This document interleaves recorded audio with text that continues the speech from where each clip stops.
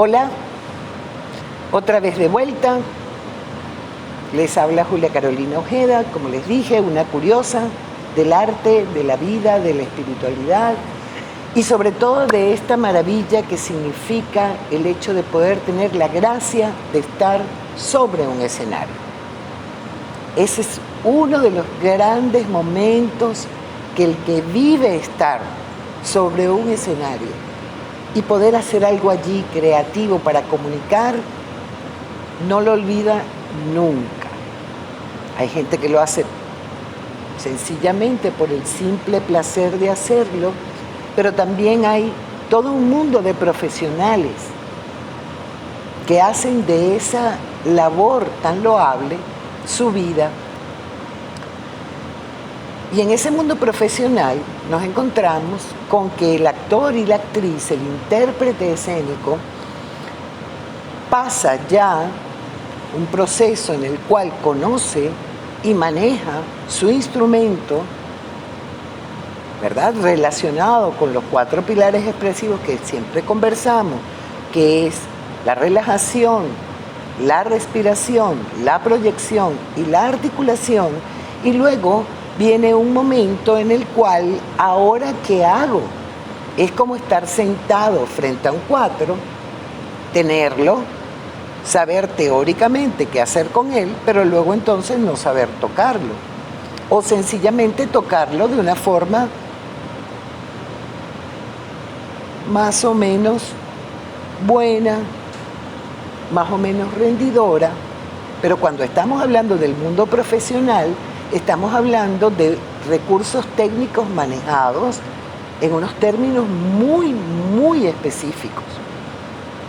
Estamos hablando de personas, ¿verdad?, del intérprete escénico. La intérprete escénica tiene que manejar su cuerpo y manejar su instrumento vocal de una forma sumamente rigurosa y efectiva.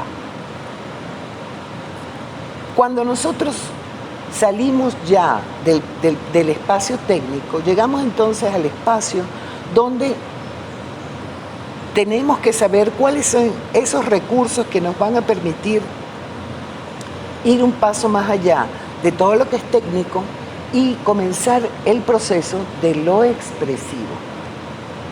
Cuando nosotros tenemos, por ejemplo, que solamente pudiéramos, imagínense que vamos a decir un texto solamente en un tono, va a llegar un momento en el cual mi cerebro ni siquiera voy a hablar de si es o no atractivo, voy a hablar qué pasa en mi cerebro. Va a pasar que inmediatamente al acostumbrarme al sonido monócrono, sencillamente me voy a desconectar y me voy a ir hacia mi interior.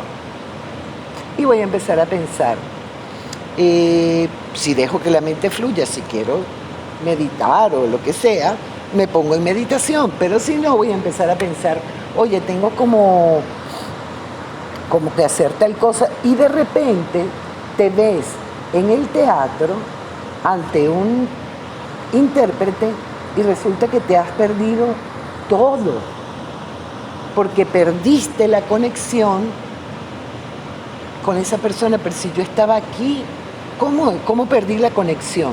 Sencillamente porque no estaban hablando conmigo, no se estaban comunicando conmigo. Si me perdí, la responsabilidad está en mucha medida en esa intérprete. ¿Por qué? Porque no logra conectarte a otro nivel que no sea el técnico. Pasa a veces que uno escucha un cantante maravilloso y resulta que ese cantante es impecable técnicamente, pero todo lo hace en el momento preciso, y resulta que hay otro cantante que tiene ciertas irregularidades, pero esas irregularidades le dan una personalidad a su interpretación.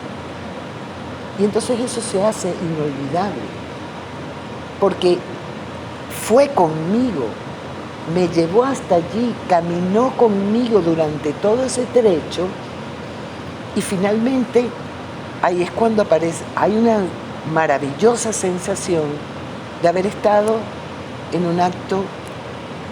Hay gente que piensa que es un acto de magia y hay muchos de nosotros que pensamos que es un acto realmente mágico y un acto sagrado. Cuando logramos eso es porque nosotros estamos conectados con procesos expresivos. Hay procesos expresivos que son internos, ¿verdad? Que son decisiones estéticas que toma el intérprete y la intérprete.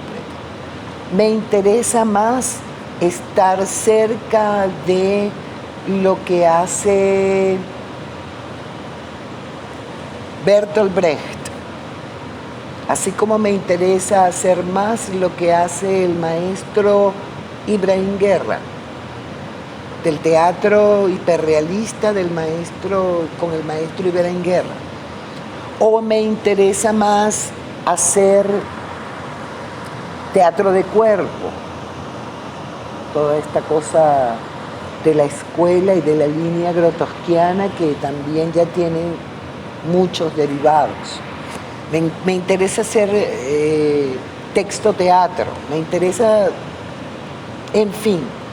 Pero previo a esa decisión, de esas decisiones, o previo no, simultáneamente a esas decisiones estéticas, tenemos que saber cómo expresar eso que nosotros queremos decir. ¿Cómo me hago cargo de la expresividad? Sencillo. Hay 4 puntos en los cuales todos estos maestros que yo he consultado y con los que he tenido la suerte de trabajar durante tantos años, aquí y fuera del país, llegamos a conclusiones claras. Cuando nosotros tenemos un texto y aparece el verbo es sumamente importante porque es lo que denota acción.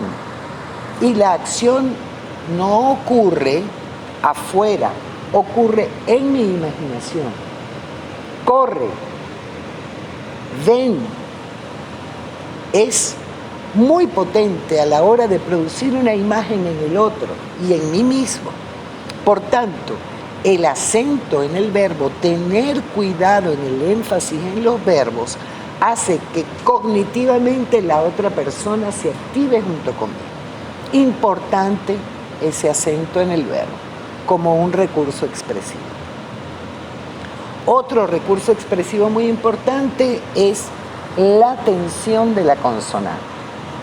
No es lo mismo decir bellísimo que decir bellísimo. Esa diferencia de esa S hace un proceso totalmente diferente de qué quería decir aquí y qué quería decir aquí. Por tanto, la tensión de la consonante nos ayuda a buscar distintos matices dentro de una misma palabra. Por tanto, es muy importante lo que decimos siempre, que es una investigación personal. Me escucho, me oigo, recuerdo cosas, pero hago cosas en el momento y la tensión de la consonante me recuerda el aquí y el ahora, ¿verdad? Que no estoy recordando cómo hacerlo, lo estoy haciendo en el momento. Eso nos sirve muchísimo, la tensión de la consonante, para no perder esa relación con el presente que hay que moderar y que hay que ir reconstruyendo cuando estamos sobre el escenario. Una vez que nosotros hacemos énfasis en el verbo, tensión de la consonante, hay también otro espacio que es extraordinario para entender y buscar diferencias en cosas, que es el uso de los contrastes. De pronto, si yo quiero causar una especie de tensión ciertos momentos, lo hago lento.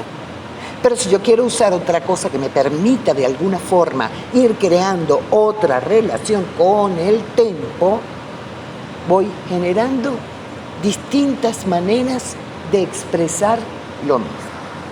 Puede ser también, si yo quiero señalar algo muy importante, o sencillamente lo quiero señalar porque te lo estoy diciendo de cierta manera. Entonces, contrastes, agudo, grave, rápido, lento, ¿sí? Hay muchísimos contrastes que me van a permitir ir creando e investigando cómo es, ¿verdad?, que yo quiero que suene. Tan sencillo como eso. Por eso, tenemos ya varios recursos. Tenemos el acento en el verbo.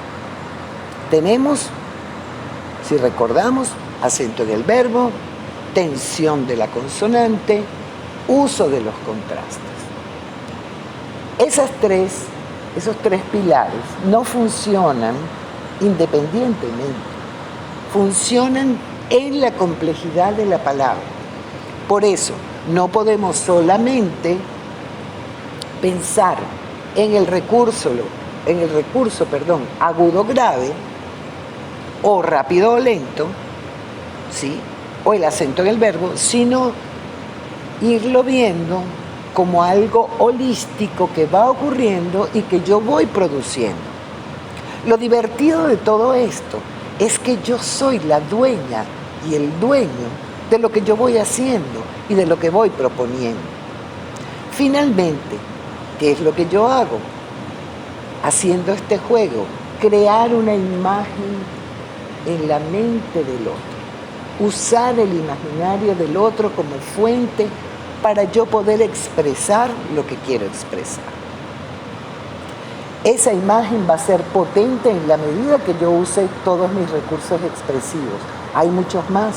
Podemos seguir investigando, podemos seguir tratando esto con el cuidado que requiere y sobre todo divirtiéndonos, porque eso nos permite convertirnos en creadores y creadoras. ¿Vale? Aquiles Nazoa, 100 años. De humor y amor.